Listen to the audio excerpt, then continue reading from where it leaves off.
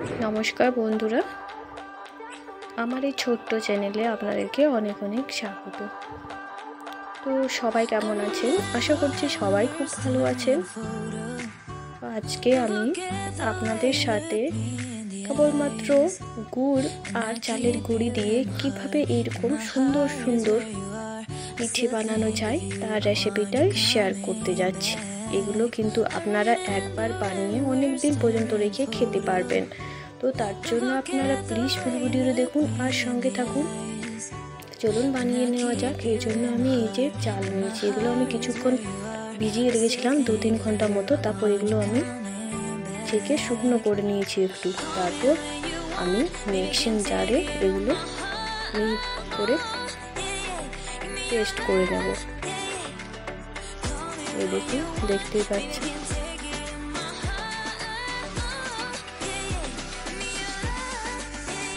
এইভাবে আমি সমস্ত চালগুলো এভাবে গুঁড়ি করে নেব।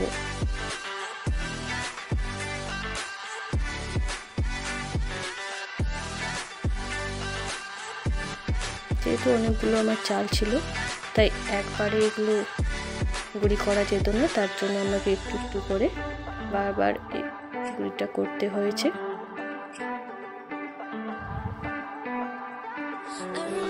তো আমার সবটা গুঁড়ি করা হয়ে গেছে। এরপর আমি গ্যাসের উনুনে একটা কড়াই বসিয়ে দিয়েছি, আর তাতে আমি সামান্য একটু জল দিয়ে দিয়েছি। আর এখানে আমি একটা কাঁচের বাটিতে 1 বাটি মতো গুড় নিয়েছি। এটা আমি কড়াইয়ের মধ্যে দিয়ে দেবো।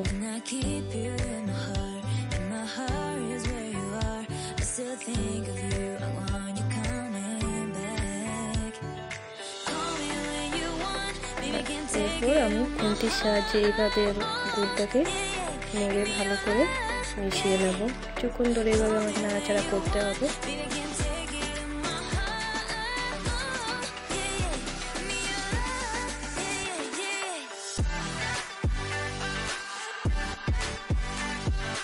এটা আমি মিনিমাম 4 থেকে 5 মিনিট পর্যন্ত ভালো করে ফুটিয়ে নিয়েছি। এরপর আমি এর মধ্যে দিয়ে দেবো কতগুলো এলাচ, যেগুলো আমি থেতো করে নিয়েছি। এখানে এলাচ দিলে এটা গন্ধটা খুব সুন্দর আসবে। তো এটা আপনারা চাইলে দিতেও পারেন, আবার নাও পারেন।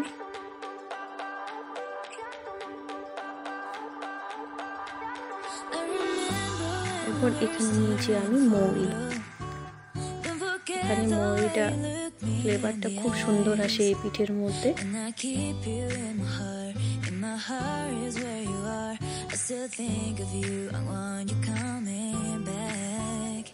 তো এখানে আমি 4-5 মিনিট মতো ভালো করে ফুটিয়ে নিয়েছি।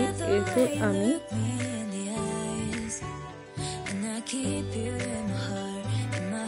এটা একবার চেক করে দেখে নেব যে এটা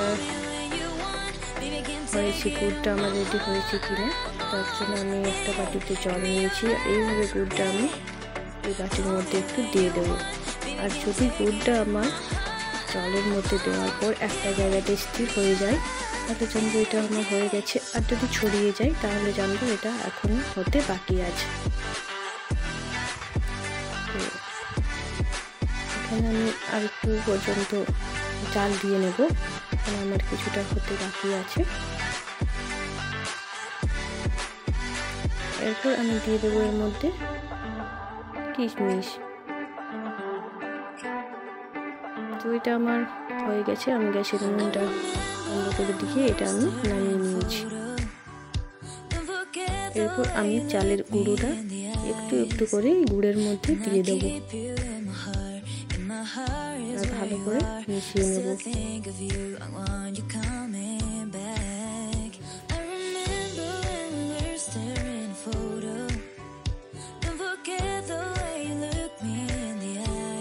চালের গুঁড়িটা একটু একটু করেই দিতে হবে। একটু দেওয়ার পর ভালো করে মিশিয়ে আবারও আরেকটু দিয়ে আবারও ভালো করে মিশিয়ে এইভাবে পরপর একটু একটু দিয়ে ভালো করে মেশাতে হবে।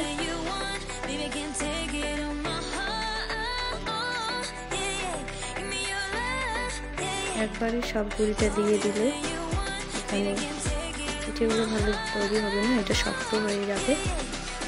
এখন যতটা পরিমাণ আমার চালের গুঁড়ি লাগবে ততটাই আমি দেবো একটু একটু করে।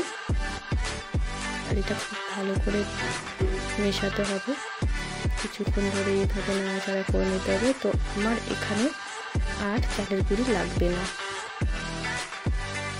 এটা আমি ভালো করে মিশিয়ে নেব। প্রথমে কিছুক্ষণ ধরে এইভাবে ভালো করে গুঁড়িটা মেশাতে হবে। দেখুন আপনাদেরকে দেখিয়ে দিচ্ছি কতটা আমি নরম এটা রেখেছি।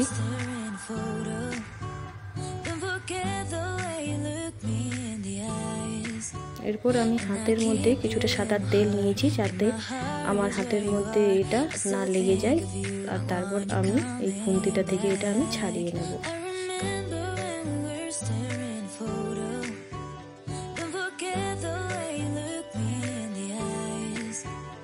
এরপর ওপর থেকে আমি কিছুটা সাদা তেল এইভাবে ছড়িয়ে দেবো যাতে আমার ওপরটা শুকনো হয়ে না যায়।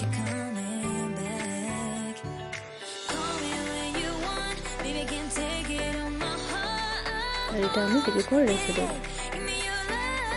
এরপর আমি গ্যাসের উনুনে আবার একটা কড়াই চাপিয়ে দিয়েছি, তাতে আমি কিছুটা সাদা তেল দিয়েছি। তেলটা আমার ভালো করে গরম হয়ে এলে এরপর যে আমি চালের গুঁড়িটা রেডি করে রেখেছিলাম সেটা হাতের মধ্যে এইভাবে একটু নিয়ে গোল করে তারপর চেপে দেবো এইরকমভাবে। আপনারা যতটা পরিমাণ বড় বানাবেন সেইভাবে আপনারা লেচির মতো নিয়ে বানিয়ে নিতে পারেন। এরপর আমি একটা একটা করে তেলের মধ্যে দিয়ে দেবো। তো এখানে আমি প্রথমে একটাই দিয়েছি, দেখতেই পাচ্ছেন কি সুন্দর কালারটাও কি সুন্দর। এটা আমার হয়ে গেছে, এটা আমি তুলে নেব।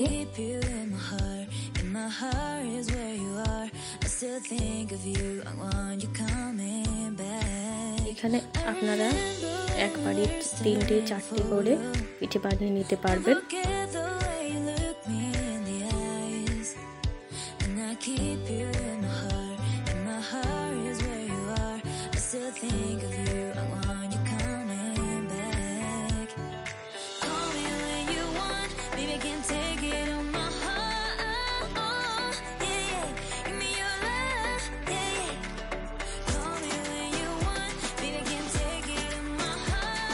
আপনারা তো দেখতেই পাচ্ছেন আমি এখানে একবারে 4টে পিঠে দিয়ে দিয়েছি। তো প্রথমে যেগুলো আমি দিয়েছিলাম সেগুলো প্রথমে আমি পাল্টে নেব, তারপর পরেরগুলো আমি পাল্টে নেব।